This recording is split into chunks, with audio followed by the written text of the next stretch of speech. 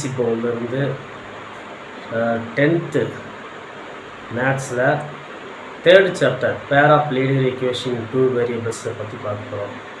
இப்போது ஒரு சாப்டர் எடுத்துக்கிட்டோம்னா நம்ம என்ன பார்க்கணும் அப்படின்னா அந்த சாப்டரில் இருக்கக்கூடிய ஃபார்முலாஸை தெளிவாக பார்க்கணும். சரி, இந்த சாப்டரில் என்னென்ன ஃபார்முலாஸ் வருது அப்படின்னு சொல்லி பார்க்கலாம். சார், ஃபஸ்ட்டு ஒன்று வந்து பார்த்தீங்கன்னா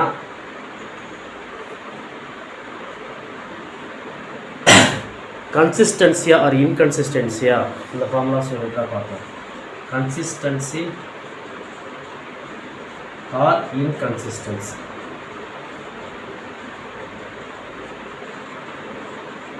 ஸோ இதில் என்னென்ன பார்க்கலாம் அப்படின்னா ஃபஸ்ட்டு வந்து a1/a2 it is not equal to b1/b2. எதுவுமே ஈக்குவலாக இல்லை அப்படின்னா இது வந்து இன்டர்செக்டிங் லைன்ஸ். இதுக்கு எத்தனை சொல்யூஷன் கிடைக்கும் அப்படின்னா யூனிக் சொல்யூஷன் சொல்லலாம், இல்லைனா ஒன் சொல்யூஷன் அப்படின்னு சொல்லலாம். சரி, அடுத்தது பார்த்தீங்கன்னா செகண்ட் வந்து பார்த்தீங்கன்னா a1/a2 it is equal to b1/b2 it is equal to c1/c2. எதுவுமே ஈக்குவலாக இல்லைன்னா இன்டர்செக்டிங் லைனு. ஏதாவது ஒன்று மூணுமே ஈக்குவலாக இருந்துச்சுன்னா, மூணுமே ஈக்குவலாக இருந்தால் அது வந்து என்னன்னா கோயின்சிடென்ட்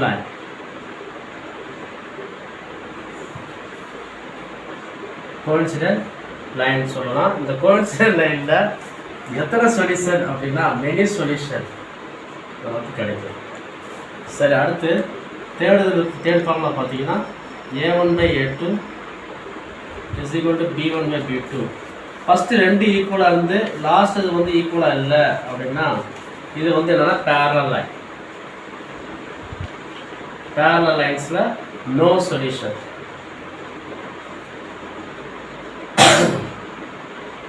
ஸோ இதுதான் என்னன்னா கன்சிஸ்டன்சி ஆர் இன்கன்சிஸ்டன்சி. இதில் மோஸ்ட்லி எப்படி கேட்பாங்கன்னா 1 மார்க் கொஸ்டின் தான் அதிகமாக கேட்பாங்க. இதுலேருந்து கண்டிப்பாக 1 மார்க் கொஸ்டின் வந்து இந்த 1 மார்க் கொஸ்டின் வந்து ஸோ அந்த கொஸ்டினே கொடுத்துருக்காங்க. ஒரு 2 ஈக்குவேஷன் கொடுத்து கோயின்சிடென்ட் லைன்ஸ் அப்படின்னு சொன்னோம்னா find k value, find a value, find x value அப்படின்னு சொல்லி கேட்பாங்க. அப்போ நம்ம வந்து என்ன பண்ணணும், அதை நம்ம யூஸ் பண்ணணும். ஸோ இதில் வந்து முக்கியமான விஷயம் இன்னொரு விஷயம் இருக்குது. இதில் வந்து எதெல்லாம் கன்சிஸ்டன்சி ஆர் இன்கன்சிஸ்டன்சி பார்க்கலாம். ஃபஸ்ட்டு ரெண்டுமே கன்சிஸ்டன்ஸ் தான், ஃபஸ்ட்டு ரெண்டுமே கன்சிஸ்டன்ட்டு. ஸோ லாஸ்ட் ஒன்று நோ சொல்யூஷன் இருக்கு இல்லையா பேரலல் லைன்ஸ்க்கு, ஸோ அதுக்கு மட்டும் தான் இன்கன்சிஸ்டன்ட். ஸோ இது ஒரு டைப்பு. அடுத்து வந்து ஃபார்முலா என்னன்னா, இப்போது 2 ஈக்குவேஷன் கொடுத்து அந்த வேரியபிளோட வேல்யூ கண்டுபிடிங்க அப்படின்னு சொல்லி கேட்டாங்கன்னா நம்ம என்ன பண்ணலாம் அப்படின்னா 3 டைப்ஸ் ஆஃப் மெத்தட் வந்து நம்ம யூஸ் பண்ணணும். உதாரணத்துக்கு find x value and y value.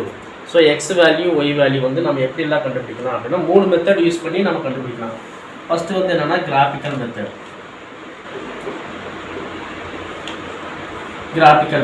Second வந்து பார்த்தீங்கன்னா சப்ஸ்டிடியூஷனல் மெத்தட். தேர்டு வந்து பார்த்தீங்கன்னா எலிமினேஷன் மெத்தட்.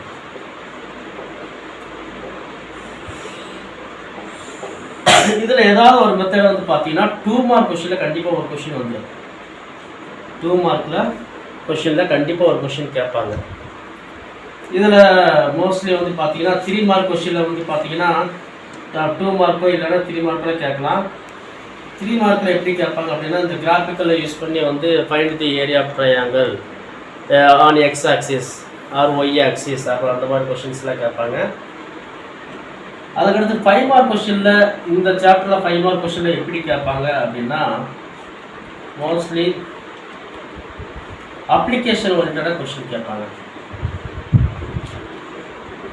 அப்ளிகேஷன் கொஷின்ஸ் ஓரியன்டாக கேட்பாங்க. அப்ளிகேஷன்ஸில் சிலது இம்பார்ட்டண்ட் என்னென்னா காஸ்ட்டு, ஸ்பீட் அண்ட்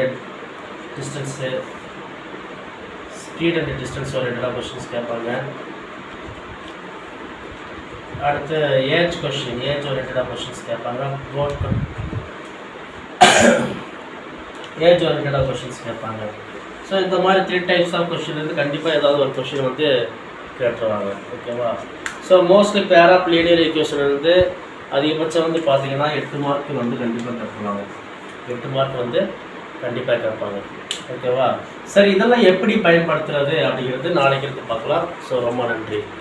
ஸோ உங்களுக்கு பிடிச்சிச்சுன்னா சப்ஸ்கிரைப் பண்ணுங்கள், கண்டிப்பாக கமெண்ட் பண்ணுங்கள். ஓகேவா? Thank you so much. தேங்க்யூ.